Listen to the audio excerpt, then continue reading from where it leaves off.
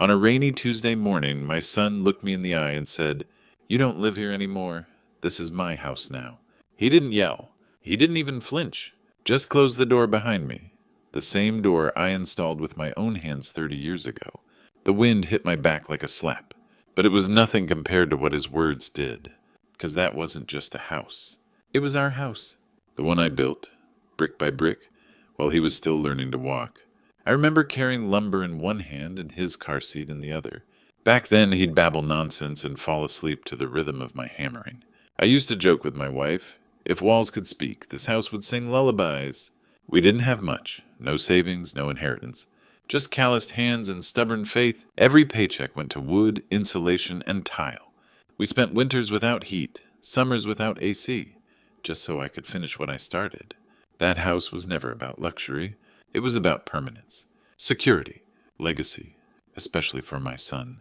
When his mother got sick, that house held her together longer than the doctors expected. She'd sit by the kitchen window, sipping tea, watching him play in the yard. Even when the cancer took her strength, she smiled, because she knew he'd grow up under that roof. She made me promise, no matter what happens, keep this home for him. And I did. Through market crashes, through layoffs, through grief so heavy I thought it would break me. But I never let the foundation crack, because I believed I was building his future. Every corner of that house had a story. The dent in the hallway wall, from when he tried to rollerblade inside. The kitchen counter, where he did his homework and later signed his college acceptance letter. The attic, where he stored his first guitar, too embarrassed to let me hear him play. He grew, he left, he came back, and I stayed, watering the lawn, fixing the pipes, making it feel like nothing ever changed. But something had. It started with small things. A new lock here, a mailbox with his name on it. Then he said it was just paperwork stuff for refinancing. He brought documents, smiled. "Just helping with taxes, Dad. Trust me." And I did, because I always had. The truth was, I didn't even read the fine print. Why would I? He was my son. He was the foundation. Or so I thought. Now, standing in the driveway with nothing but a jacket and a plastic bag of essentials, I stared up at the windows. Lights on, curtains closed. It hit me. I was no longer welcome in the house I bled for, not even as a guest. And somewhere behind those walls, my son walked away from everything we built. Friends, let me take a quick pause. Please tell us in the comments. Where are you listening from? Has anything like this ever happened in your life or someone you know? And if this story touches you, don't forget to like, subscribe, and share it. It truly helps us grow this channel and reach more hearts. Now let's continue. He used to run barefoot across sawdust and gravel just to be near me. As a child, he'd climb onto stacks of plywood, pretending they were pirate ships, while I measured out beams and hammered nails under the summer sun. His little voice would echo through the half-built walls. "Is this going to be my room, Dad?" And I'd smile, not just because he asked, but because I believed in what we were building together. Not just a home, a bond, a legacy. He once told his school teacher that he wanted to be like me when he grew up. "I want to build something real," he said. He didn't know then that I was already building it, in him. Years passed. The sawdust faded. The pirate ships turned into cars, girls, and long nights out. It was natural, I thought. Boys grow. They pull away before they come back again. But something shifted. He stopped asking about the house. He stopped noticing the fresh paint, the fixed railing, the polished wood floors I still kept shining for some reason. Maybe out of habit, maybe out of hope. He'd come by less and less, and when he did, there was a strange distance in his eyes. He started wearing cologne too strong for Sunday dinners, and clothes too expensive for a simple visit home. He used to help me unload groceries, used to ask me how I was sleeping. But now his questions felt more like statements, more like checkboxes. He'd look around the living room and say, "You ever think about remodeling?" Or, "You could rent this place out, move into something smaller, easier." But I didn't want easier. I wanted familiar. I wanted him to see what we had, not what we could sell. There was one night I'll never forget. We were sitting out on the porch. The lights were low. I had just fixed the swing, the one his mother used to rock him on when he was a baby. The wind was warm, and for a brief moment I thought maybe the old version of him was still in there. He looked out across the lawn and said, You ever wonder if you held on to all this too tightly?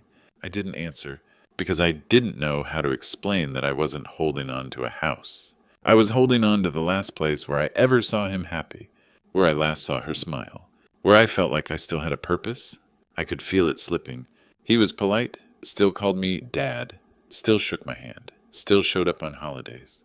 But love doesn't vanish all at once. It erodes, like water carving away stone, slow, silent, devastating. The way he looked at the house changed. It wasn't awe anymore. It was calculation. He saw opportunity where I saw memory. He saw profit where I saw roots. And one day, without ever saying it aloud, he stopped seeing it as ours and started seeing it as his. That was the shift. The boy who once stood in the frame of his unfinished bedroom, pointing at where he'd put his desk, was gone. And in his place stood a man who saw the house not as a gift, but as a gain. It was a Sunday, the kind of day where the sky pretends nothing can go wrong. Birds chirped. The smell of fresh coffee drifted through the house. I was pruning the hedges in the front yard when I saw his car pull up, polished, new. Too new for the dirt road that led to the house his mother and I built. He got out holding a folder, smiling. Wide, easy, like we were about to play a game of cards. He waved the folder slightly as he approached, as if it were something harmless. He joked, even, said he'd just come from the bank and then grown-up life was catching up with him. I chuckled, still wiping my hands on a towel from the shed. I had no reason to be afraid. Not then. We sat at the kitchen table, the one I built from leftover oak panels 25 years ago. He placed the folder in front of me like it was nothing, just papers. Just to help with taxes, Dad, he said. It's easier if the house is under my name. You still live here, obviously. Nothing changes. I looked up at him, the same boy who once scraped his knees chasing fireflies in the backyard, now in a tailored suit. A man, my son. The words sounded simple, helpful, even kind. And so I didn't ask questions, didn't read the fine print, didn't think twice. Because when you've spent your life giving everything to someone, your time, your back, your blood, you don't imagine they'd ever take what's left. So I signed. The pen felt heavier than it should have, like it knew something I didn't. I handed him back the papers, smiling, still trying to connect the man in front of me to the boy who once cried when his goldfish died. He hugged me, said, "You're the best, Dad." And I believed him. That night, I sat on the porch with a cup of tea, watching the stars peek out from behind the clouds. I felt good, relieved even, like maybe, just maybe, he really was helping. Maybe we were becoming close again. I didn't know that somewhere in a file cabinet, under legal ink and silent intentions, my name had just disappeared from the only thing I had left of my life with his mother. That paper I signed wasn't a tax form. It was a transfer of title, a silent surrender, and I had handed it over with my own hand. In one stroke of a pen, I gave away more than land. I gave away my place, my voice, my right to call something mine. But I wouldn't know that until it was too late, until the morning when a letter would arrive, until the locks would change, until I'd find myself on the outside, staring in. And by then, all that would remain was the memory of that Sunday, the folder, the smile, and the weight of the paper in my hands that cost me everything. It came in a plain envelope. No markings, no warning. Just my name typed neatly in the center, like a stranger receiving business mail. I opened it without thinking, expecting maybe a bill, maybe something from the city. But inside, it was a notice, cold, legal, stamped with formality and silence. I had 30 days to vacate the property. The house, my house, had been reassigned. Ownership transferred. The new title holder had decided to exercise his rights. It was signed in black ink at the bottom. A name I knew too well, my son's. I didn't drop the letter. I didn't tear it. I just stared at it, letting the words soak through my skin like ice water. There was no conversation, no knock on my door, just paperwork.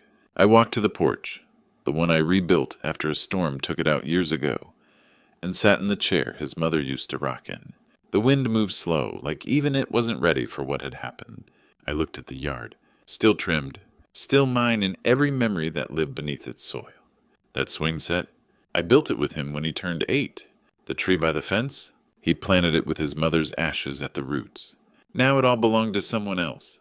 To him, but not the version of him I loved. Not the boy who cried into my shoulder when he scraped his elbow. Not the teenager who once said, "No matter what, I'll always protect you, Dad." That boy was gone, and in his place stood a man who sent his father an eviction notice, like I was some tenant overstaying a lease. I didn't tell anyone. I didn't call neighbors. I didn't shout. I just sat. I watched a bird land on the railing, watched it fly away. I thought of all the nights I stayed up when he was sick, all the times I missed work to drive him to school when the bus was late, all the birthdays I spent building instead of resting, all the things I gave without asking for anything back. Not a thank you, not a favor, just love, the kind that doesn't keep score. But now the score was clear. I was nothing more than a name on a line. Erased, replaced. I looked around the living room that night, ran my hands over the banister I carved by hand, felt the floorboards creak where his tiny feet once ran. Everything had a memory stitched into it, and now I had to leave it behind. He hadn't just taken a house. He had taken my place in the story, closed the chapter I thought would never end, and all I had left in my hands was a letter that didn't even call me Dad. I waited 2 days, not because I was afraid to face him, but because I was afraid of what I'd see when I did. I needed time to believe this wasn't real, that maybe there'd be a second envelope, a correction, an apology, anything but the truth staring back at me in black and white, evicted by my own blood. But the silence didn't break. No phone call, no visit, not even a text. So I went to him. He lived just 20 minutes away in a newer part of town, the kind of place with manicured lawns and artificial smiles. He opened the door in a dress shirt and loosened tie, like someone trying too hard to look important at home. For a second, I almost convinced myself it was all a misunderstanding, that maybe the papers were wrong, that maybe he didn't know. But the moment our eyes met, I saw it. He knew. I pulled the letter from my coat and held it up, my hand trembling. Not from age, but from betrayal. No yelling, no dramatic accusations, just one question. Why? He didn't answer right away. He looked past me like I wasn't his father anymore. Just another obligation he didn't know how to shake. Then he said it, not with cruelty, but with calculation. "You'll be fine, Dad. It's time I take over." Take over? As if I was holding him back. As if I hadn't spent my life lifting him up. I stood there, trying to swallow something that refused to go down. His voice was calm, even measured. He talked about investments and modernizing the asset, like the house was a business deal, not the place where his mother took her last breath. He said he was protecting the family legacy, as if legacy could exist without heart. I looked at him, really looked, and for the first time I couldn't find my son. Just a man in expensive shoes, rehearsing words that sounded borrowed from someone else's mouth. Take over? He didn't offer help. He didn't ask if I was okay. He didn't say, "Let's figure this out together." He simply took, not because he had to, because he wanted to. Maybe he'd grown tired of the peeling paint and the creaky stairs. Maybe he thought the house would be more impressive once my shadow was no longer in it. Or maybe, and this was the part that hollowed me out, maybe he thought I had nothing left to offer. I stood in his doorway, the same way he used to stand in mine as a teenager, asking for advice, or money, or mercy. But now the roles had reversed. Except mercy wasn't offered, only dismissal. I didn't beg. I didn't plead. I just nodded. Because what else do you do when the one person you built your entire life around decides you're no longer useful? As I turned to leave, I heard him say something. Soft, maybe even well-meaning, but I didn't listen. I couldn't. My ears were full of the memories we'd built in silence, and now destroyed with words. I walked away from that doorstep not just as a man without a home, but as a father without a son. Morning light spilled through the curtains as I stood in the empty living room, watching dust motes dance where laughter used to live. He hadn't shown up, not to carry boxes, not to offer a single word of regret. I moved from room to room, gathering the few belongings I'd left behind. Every photograph I touched felt like an accusation. Our wedding day, his first birthday, the three of us at the lake. In the corner, I found the blanket she knitted during those last slow weeks of her life. Soft gray yarn threaded with tiny stars. I pressed it to my face, inhaling the faint scent of lavender and yarn, and fought tears as my fingers fumbled with the folds. Would that blanket keep me warm tonight? Would it remember her better than he did? Boxes lined the hall like tombstones. I wrote on them in shaky marker. Books, clothes, tools. I packed my father's hammer, still heavy in my toolbox after all these years, and the stack of photo albums. I wrapped the albums carefully, half expecting him to ask if I needed help. But there was no help coming, just the creak of floorboards and the empty rooms echoing back a silence far deeper than any goodbye. At the front door, I set down the final box. I glanced back one last time at the polished floors, the walls I painted that morning his mother died, the kitchen where he once learned to make pancakes without burning them. The house was immaculate, sterile, like a stage cleared of its actors. With a slow breath, I stepped outside. He was in his car, engine running, watching from the driveway. He didn't wave. He didn't call my name. He only shifted in his seat as if I were a stranger leaving town. The door closed behind me, not with the click of a lock, but with the finality of a verdict. And in that moment, I realized I wasn't just leaving a house. I was leaving behind the ghost of a family I thought I knew. I walked away carrying her blanket and my own pride, each step heavier than the last, knowing that once you've been pushed out of your home by your own child, there's no turning back. I checked into a nondescript motel on the edge of town, the kind that smells faintly of stale coffee and lost dreams. Each night, I lay on the narrow bed, the thin mattress pressing against my bones as if reminding me of all the support I'd lost. Above me, the ceiling tiles wore the same tired look as I felt, yellowed, stained, abandoned. I stared at them for hours, fighting back memories that flared like ghosts. In that silent room, my thoughts were loud. I heard the laughter of my grandchildren echoing through every corner of the house I'd lost. Their giggles as they chased each other through the hallway.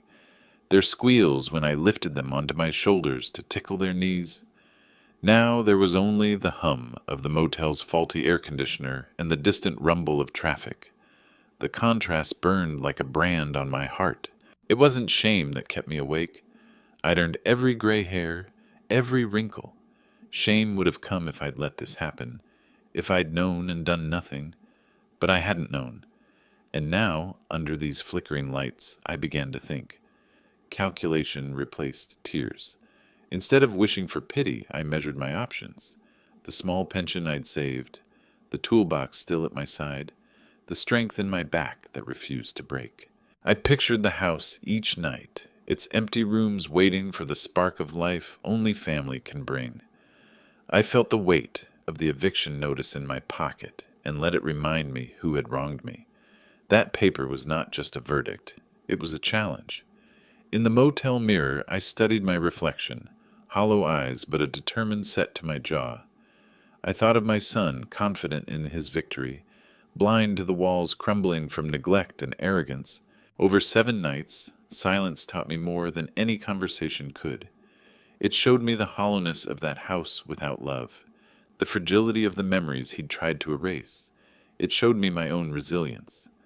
I rehearsed every step I would take, gathering evidence of my work, calling old friends who owed me favors, finding someone with the power to remind my son that blood ties are bound by more than ink. On the 7th sunrise, I pushed open the motel door and inhaled the crisp morning air, like a promise. The world outside felt sharper, more real. The silence had given me clarity. This was not the end of my story. It was the moment before the storm. And storms, I'd learned, clear the air for new growth. With each slow, deliberate step away from that room, I carried both grief and purpose, ready to turn my week of silence into the roar of my return. Word traveled fast down our quiet street, whispers drifting through trimmed hedges and over white picket fences like unwelcome gossip. Neighbors I'd known for decades paused on morning walks, glancing at the house with polite concern, then looking away as though afraid to speak its name. They saw the windows stripped of their familiar lace curtains, the freshly paved driveway that glinted too brightly in the sun, and the garage door repainted in a color so cold it seemed to warn outsiders, "Keep your distance." He had set out to remake the place in his own image, believing that power lay in erasing every trace of its past. He tore out the rose garden I'd planted for my wife, those thorny bushes that bloomed each June with her favorite shade of pink. I'd spent hours coaxing them into life, whispering her name as I watered their roots. Now the soil was bare, compacted by heavy machinery and ambition.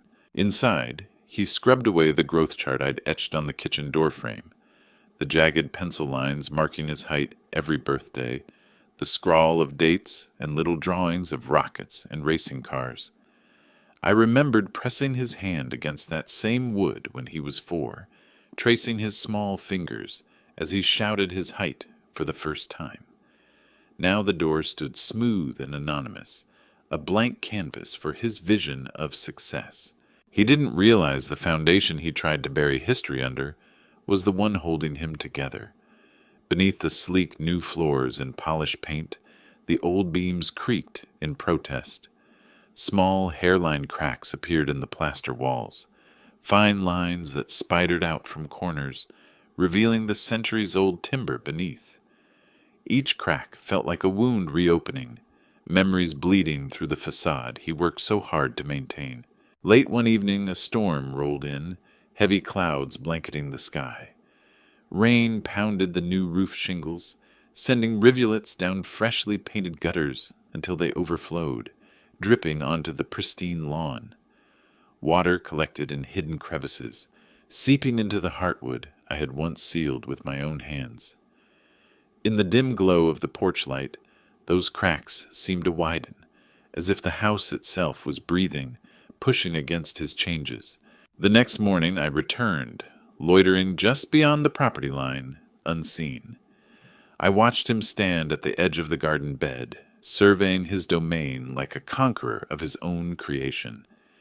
He didn't notice the warped floorboards peeking through the back window, or the stubborn roseroot poking through a shattered patch of cement where I'd planted a single last bloom before leaving. Even here the past refused to stay buried. Neighbors began to murmur about strange noises at night, groans and creaks echoing through empty halls, and about water stains creeping under the painted walls. They spoke of regret, of imposing will on something alive and watching it wilt under the weight of ambition. They didn't know I was there, but in those whispers lay a truth I had come to accept. You cannot erase what was built with love. You can only cover it up until it finds a way back. And back it came. Cracks, whispers, nature reclaiming its story. In their trembling outlines, I saw not just the failure of his empire, but the stubborn refusal of memory to be silenced, and the promise that, no matter how hard he tried to tear it down, the foundation I laid would always rise through the fractures. In the dim light of the basement, dust hung in the air like the ghosts of memories long forgotten. He moved a stack of cardboard boxes, seasonal decorations, old textbooks, a dusty stereo, and there, wedged between loose floorboards, lay a single envelope.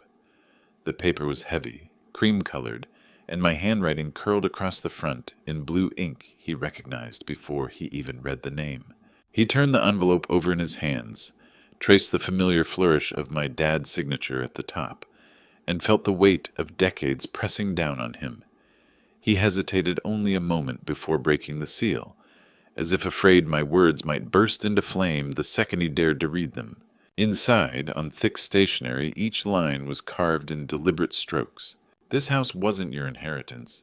It was your training ground to learn love, sacrifice, and legacy. You failed all 3. The paper trembled in his fingers as he read and reread the accusation I'd penned years ago, turning it over like a stone in his palm. Every sentence landed with the force of a hammer blow, cutting through the gloss of his remodel, the shine of his success, and exposing the raw truth I'd tried to engrave on his heart long before he became landlord. He sank onto a folding chair, the envelope slipping from his grasp. In that silent basement, the lights humming overhead, he felt the first stirrings of doubt. The rosebed I'd ripped out for efficiency, did it matter now that its absence spoke louder than any new flower bed could? The chart I'd scrubbed away, did drawing fresh lines with a tape measure replace the laughter and tears we recorded together? He remembered the nights I stayed by his bedside when fever turned his small body limp, the mornings I carried him to school when the bus never came, the afternoons spent teaching him to mix mortar just so bricks would align true. All of it had been a lesson in toil and devotion, not a transaction in property ownership. His pulse thundered against his temples as the letter's closing words echoed. Your true inheritance was the values you learned here. You walked away from all of them. He pressed his palm to his forehead, fighting the rush of shame and regret that threatened to tumble into remorse. In the cavern of that unfinished basement, where I once stored his childhood keepsakes, he felt the foundations of his ambition begin to crumble. Concrete dust swirled around him as if the house itself were breathing, forcing the past through the cracks he thought he had sealed. For a long moment he sat, motionless, haunted by the echo of each word. The letter was not merely ink on paper, but the final piece of evidence that the home he claimed was never really his to own. It was a crucible, forged in love and sacrifice, meant to shape his character, and he had let it slip through his fingers. When he finally rose, the letter clutched in one hand, his reflection in a broken mirror shifted. The man who stared back was not the same who had banished me from my own creation. In his eyes flickered the flicker of the boy who once believed in something larger than profit, something eternal. He tucked the letter into his jacket and climbed the stairs, each step a reckoning. Above ground the world was bright and loud, but he carried that quiet basement with him, a lesson sealed in paper and waiting for redemption. That afternoon dark clouds gathered over the town as if the sky itself knew what was coming. Inside the walls he had polished and primped, a low rumble began, a distant growl that grew into a roar. The water main, corroded and neglected beneath the street, finally gave way. A geyser of muddy water shot up through the pavement, flooding the basement he'd thought secure. Downstairs, the beams he'd hastily replaced, without consulting engineers or considering age and weight, groaned like tortured souls. The wood, once sturdy under my hands, split along the grain, first a crack, then a thunderous snap, as the floor above buckled under its own weight. Through the kitchen ceiling, plaster rained down in silky sheets, dust filling the air like a storm cloud. He stood in the hallway, heart pounding so fiercely he feared it would burst his chest. The illusion of control, of power over a legacy he never built, fractured into splinters at his feet. Each collapse felt like a verdict. A house is alive, its strength born from the hands that shaped it with love and care, not greed. As water surged through the rooms, carrying old family photographs and broken tools in its current, he realized the house itself was rejecting him. It refused to stand for someone who had tried to own it rather than belong to it. Floorboards sagged, walls bowed, and windows cracked under the pressure, revealing more than just structural damage, but the erosion of his entitlement. Outside, neighbors watched the chaos with hollow eyes, recalling the man who once carried my daughter's ashes to the rose garden. Their whispered rumors turned to pity, then to awe, as they witnessed the house's rebellion. Water poured through broken doorways like tears finally freed, and the roof sagged as though in mourning. In the midst of the destruction, he pressed his hands against the damp wall, where I had carved our initials decades before. They were faint, but still there, proof that only what is crafted with devotion can endure.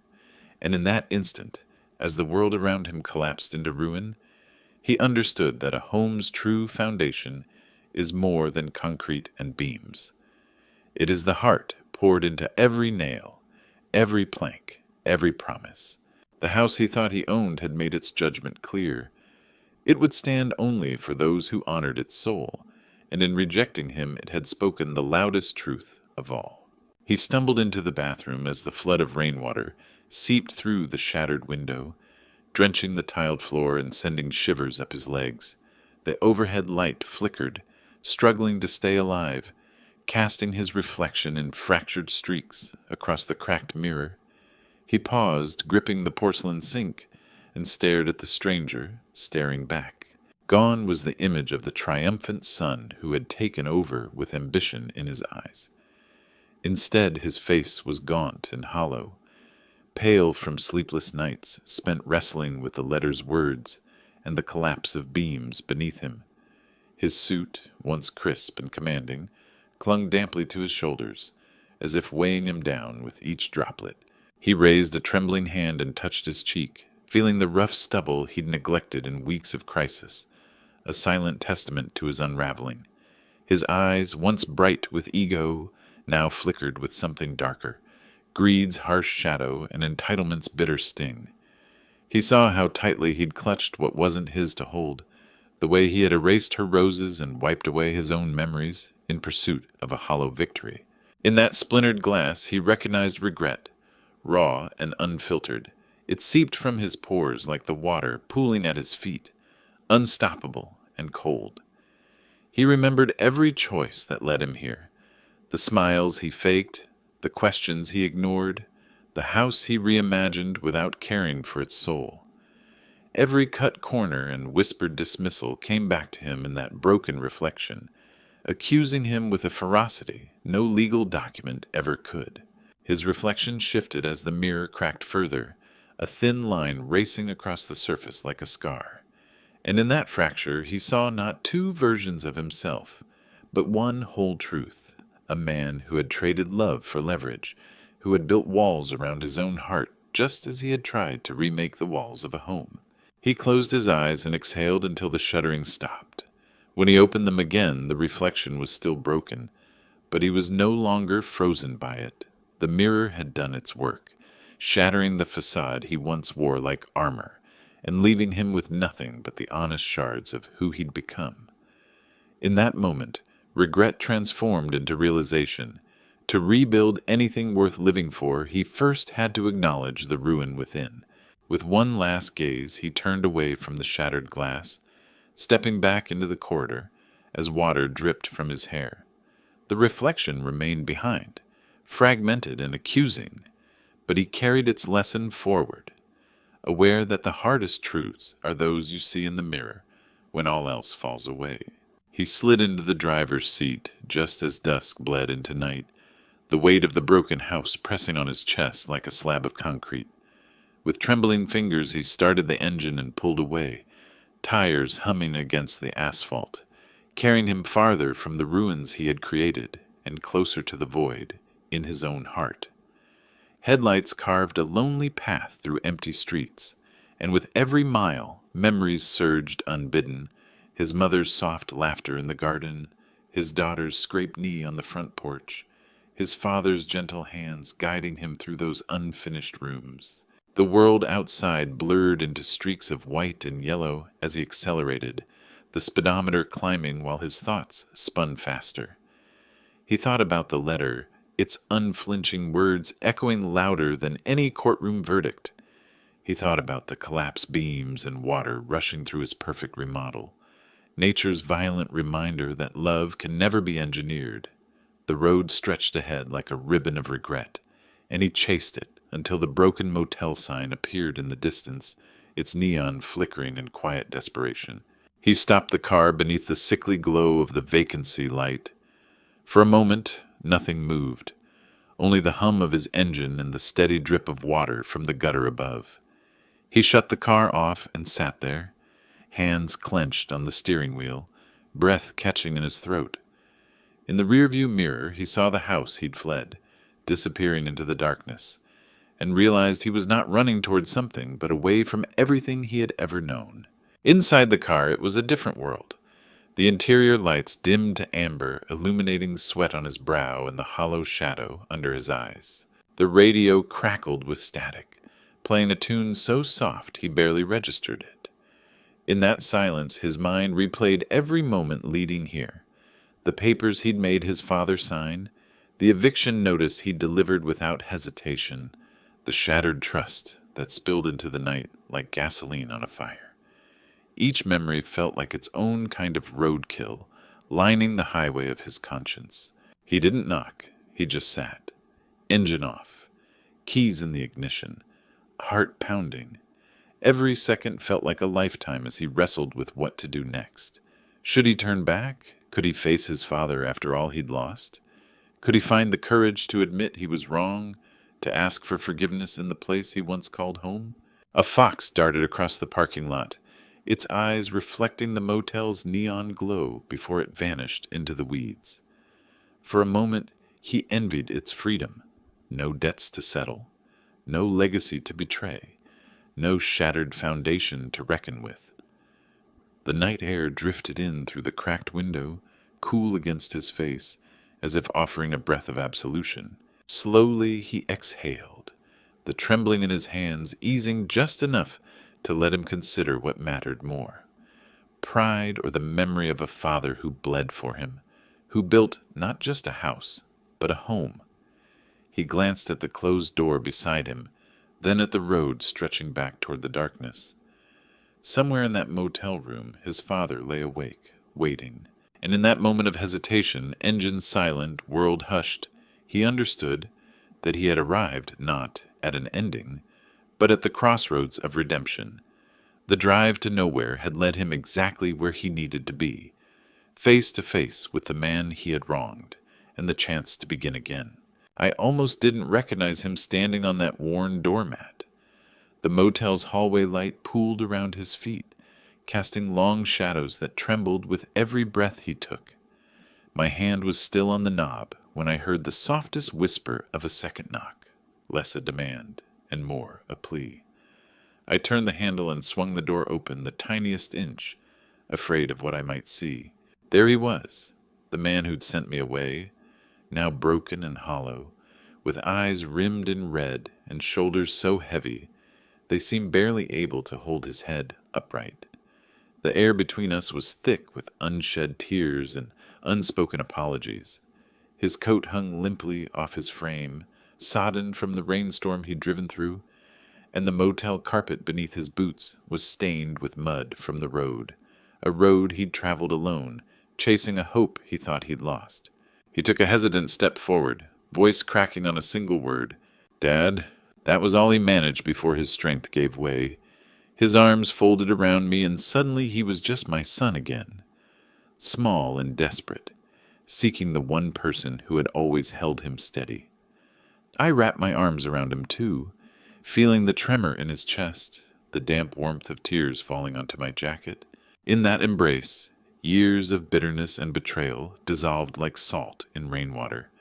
The motel walls, the eviction, the stolen title, all of it receded into a distant memory. His tears soaked through the fabric of my shirt, each drop a confession of regret, each sob a plea for forgiveness. I felt the weight of his sorrow, but also the flicker of relief, as if he had finally laid down the burden of pride. When he finally lifted his head, we stood in the doorway together, father and son reunited not by deeds or documents, but by the unbreakable bond of blood. The hallway lights glowed behind us, but all I saw was the warmth in his eyes, the promise of a second chance. And in that fragile moment, I knew the foundation we'd built together would never truly crumble, as long as we dared to rebuild it side by side. He looked at me under that dim motel light, face streaked with rain and remorse, and his voice trembled as he spoke. "I didn't just lose the house," he said, each word a confession. "I lost myself." Tears pooled in his eyes, reflecting the same heartbreak I'd carried when I signed away my home without question. I took his hand in mine, strong, rough from years of work, but steady, and squeezed it. In that simple gesture lay every unspoken truth. Love endures beyond deeds, and forgiveness has the power to heal wounds no court can. "Then let's rebuild," I told him, voice thick with emotion. "But not just the house. You." He swallowed hard, the weight of that promise settling between us like a seed planted in fertile soil. I saw the flicker of hope ignite behind his guilt, hope that he could become the man he once aspired to be, the boy who marveled at fresh lumber and believed in possibility. We left the motel together that night, moving through puddles that mirrored shattered dreams, stepping toward the road back home. Every footstep was heavy with memory, the echo of my hammer, the brush of her hand against the rose petals, the laughter of grandchildren tumbling down hallways. But instead of dread, I felt a fierce determination, an urgency to reclaim what mattered most. Over the next days, we spoke of plans not for profit, but for purpose. We would plant new roses where the old garden lay barren, ones that symbolized not just remembrance, but renewal. We would sand the floors and repurpose the growth chart, adding new marks for his daughter, teaching him that legacy lives on when shared. We'd call in friends who'd once admired the house's craftsmanship, not to overhaul it for resale, but to restore its heart. Each task became a lesson in humility and love. As he sank his hands into soil again, his face lit with genuine care, not calculation. I saw the boy re-emerge, the one who believed in more than titles and deeds.